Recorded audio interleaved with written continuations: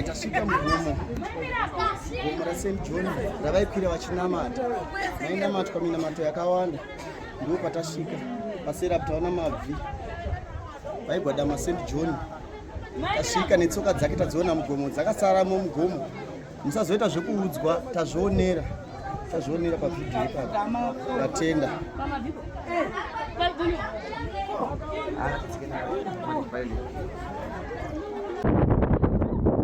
Tinovimba kuti tinoti tione tsoka. Tasvika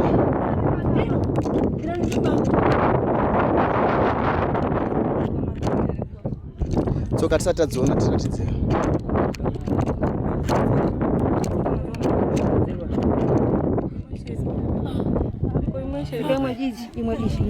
Chitsika imwe yacho imosi.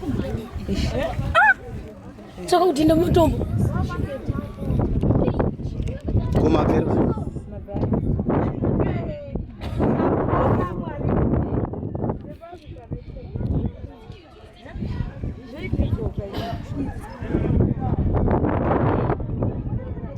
Gomo rakanamatwa naSt John. Ora tasvika. Tinotenda St John matisvitsa pano. Ona. Mabvi aya akanamatwa naSt John.